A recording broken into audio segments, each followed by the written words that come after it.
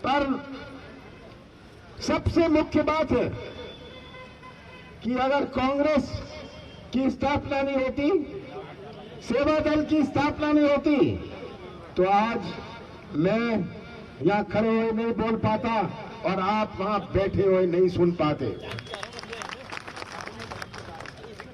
आजादी के बीच आजादी का संघर्ष, आजादी की कुर्बानी, अगर इस इतिहास को देखें तो उसमें केवल कांग्रेस और सेवा दल के ही सदस्यों का नाम आप पाएंगे। आज बहुत सारी पार्टियां हैं जो राष्ट्रवाद का नाम लेती हैं, जानते हैं ना, राष्ट्रवाद के बारे में देश को भाषण देते हैं। आप सुनते हैं ना, प्रधानमंत्री को और मुख्यमंत्री को राष्ट्रवाद की बात करते हैं। उनसे पूछिएगा कि उनके इतिहास में कोई स्वतंत्र संग्राम सेनानी कभी रहा है? एक स्वतंत्र संग्राम सेनानी का नाम नहीं ले सकते। और हमारे देश की आजादी में, देश के आजादी के संघर्ष के इतिहास में अगर किसी का नाम लिखा है, कांग्रेस जन का लिखा है, हमारे कांग्रेस पार्टी का लिखा है, सेवा दल का लिखा है। और यही कारण है कि पूरा विश्व आज बड़े ताज्जुब से, मैं कहता हूं ताज्जुब से, अपने देश की ओर देखते हैं।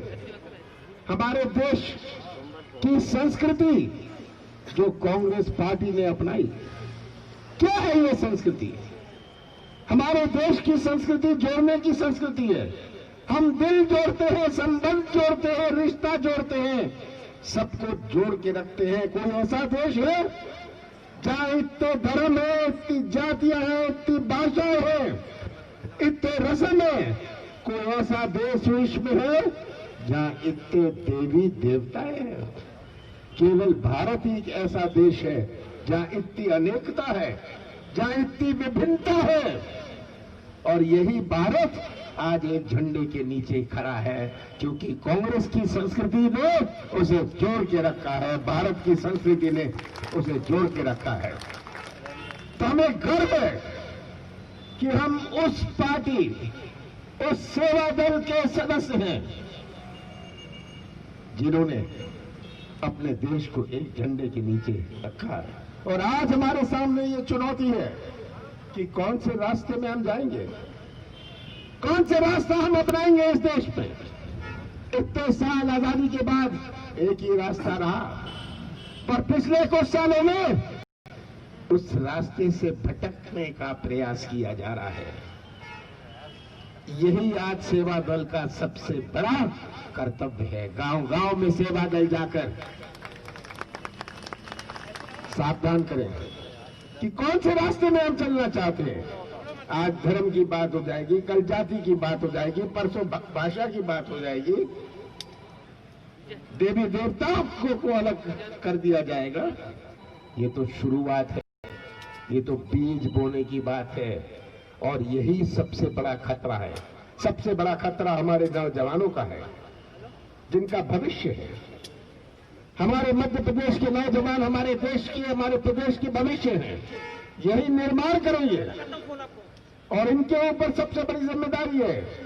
नौजवानों, सच्चाई समझ लो, सच्चाई पहचान लो, सच्चाई का साथ दो।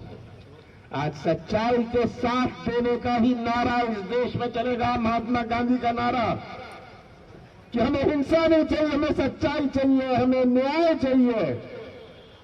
यही नारा आज हमारे देश के लिए सबसे प्रमुख है। हम देख रहे हैं दिल्ली में महीने से किसान आंदोलन कर रहे हैं। क्या किसान मूर्ख है? लाखों किसान जो दिल्ली में अभी, दिल्ली के बॉर्डर में अभी हैं, वो क्या चाह रहे हैं? वो तो न्याय चाह रहे हैं। न्याय चाह रहे हैं कि हमारे खेतों का, हमारी कृषि क्षेत्र का को बंधुआ ना बनाए उन उद्योगपतियों के हाथ में डालकर। उसको बंधुआ बनाने का जो प्रयास किया जा रहा है। हमारा किसान क्या चाह रहा है? हमारा किसान वही चाह रहा है जो इंदिरा गांधी जी ने सबसे ऐतिहासिक कदम उठाया था। सबसे ऐतिहासिक कदम बैंक का राष्ट्रीयकरण तो था, पर कोयले के खदानों का राष्ट्रीयकरण किया, वो भी ऐतिहासिक कदम था। पर सबसे बड़ा कदम जो इंदिरा गांधी जी ने उठाया था कि हमारे कृषि क्षेत्र में जब उन्होंने फूड ग्रेन नेशनलाइजेशन, हमारे कृषि उत्पाद का राष्ट्रीयकरण किया था, तब ये एमएसपी बना था, तब ये फूड कॉरपोरेशन ऑफ इंडिया बना था। ये मैं इसलिए कहना चाहता हूं कि बहुत सारे लोग समझते नहीं है। इस तरफ के बैठे हुए लोग भी नहीं समझते, उस तरफ के भी नहीं समझते। उस राष्ट्रीयकरण के बाद फूड कॉरपोरेशन ऑफ इंडिया बना, एग्रीकल्चरल प्राइसेस कमीशन बना, जो घोषित करता था समर्थन मूल्य, एमएसपी जिसको कहते हैं, मिनिमम सपोर्ट प्राइस, वो घोषित करता था, सरकार घोषित करती थी। आज किसान क्या चाह रहा है? किसान चाह रहा है कि आप ही घोषित करते हैं समर्थन मूल्य, आप घोषित करते हैं, आप तय करते हैं, हमें समर्थन मूल्य दे दीजिए, इसकी गारंटी दे दीजिए। और कांग्रेस पार्टी तो वचनबद्ध है, जो भी हो दिल्ली में, जो भी कानून बने, मध्य प्रदेश में कांग्रेस वचनबद्ध है कि कांग्रेस जब सरकार में आएगी, इसमें कोई शक नहीं है कि हमारा झंडा मध्य प्रदेश के मंत्रालय पर लहराएगा। पर हम वचनबद्ध हैं कि हम तो कानून लाएंगे, अपराध बनाएंगे अगर कोई किसान का गल्ला, किसान का उत्पाद सपोर्ट प्राइस से, समर्थन मूल्य से कम खरीदे। गवर्नमेंट घोषित करती है, गवर्नमेंट घोषित करती है, पर घोषित तो कर देगी, देने के लिए तैयार नहीं होती। ये अंतर है। और आप मंडी को समाप्त कर रहे हैं, मंडी की जगह अंबानी या अदानी मंडी होगी, ये आप करने जा रहे हैं। ये याद रखें, मैं तो मोदी जी से कहना चाहता हूं, याद रखें कि अपने देश का सबसे बड़ा वर्ग हमारा किसान है। और आप जानते हैं ना, अगर ये सबसे बड़ा वर्ग हमारे किसान है, तो जो किसान से टकराएगा, तो किसान से मुकाबला करना कोई शक्ति नहीं है अपने देश में जो हमारे कृषि क्षेत्र, हमारे किसान, हमारे कृषि परिवार से मुकाबला कर सकती है। और आज की नई पीढ़ी जो है, आज की नई पीढ़ी जो किसान है, ये धोती पजामा वाले नहीं है, ये तो जीन और टी शर्ट वाले किसान है। और यही हम चाहते हैं कि हमारे कृषि क्षेत्र में ऐसी क्रांति आए कि हमारे नौजवान भी नए टेक्निक से, नए ज्ञान से हमारे कृषि क्षेत्र में और मजबूती लाए। और यही कृषि क्षेत्र है जिससे हमारे देश की अर्थव्यवस्था बनती है। मैं तो जब कैबिनेट में था दिल्ली में, झगड़ा किया करते थे। मैंने कहा था, आप कहते हैं जीडीपी बीडीपी, मैं जीडीपी नहीं समझता, मैं समझता हूं कि जिसके किराने की दुकान गांव में है, उसकी दुकान, उसका व्यापार चलता है जब किसानों की जेब में पैसा होता है। ये भोपाल का बाजार चलता है जब किसानों के जेब में पैसा होता है। तो यही कृषि क्षेत्र है जो हमारी देश की अर्थव्यवस्था का बुनियाद है। ये हमें बात समझनी है, यही बात हमें गांव-गांव पर पहुंचानी है।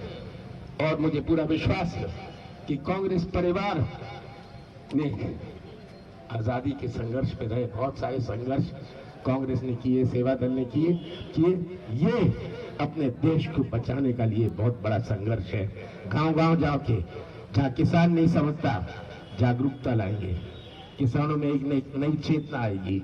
और जिस दिन किसानों में ये नई चेतना आ जाए, एक नया उमंग आ जाए, नया जोश आ जाए, तो सबके मुंह बंद हो जाएंगे, ये हम सब जानते हैं। तो आज आप सबको बहुत बहुत बधाई। आप सब बधाई के पात्र हैं। आप उस परिवार से जुड़े हैं, उस परिवार से जुड़े हैं जिस परिवार का सम्मान पूरा विश्व करता है। और जो आज लंबी चौड़ी बातें करते हैं जिनका जन्म नहीं हुआ था। मुझे याद है जब मैं पहला इलेक्शन लड़ा था उस समय भारतीय जनता पार्टी का जन्म नहीं हुआ था, ये तो बाद में आए। नमस्कार, मैं हूं मानक गुप्ता। अगर आपको हमारा ये वीडियो पसंद आया हो तो इसे लाइक और शेयर जरूर करें और हां, हमें सब्सक्राइब और फॉलो करना ना भूलें ताकि आप देश और दुनिया की कोई खबर मिस ना करें। तो जुड़े रहिए हमारे साथ और देखते रहिए न्यूज़ 24।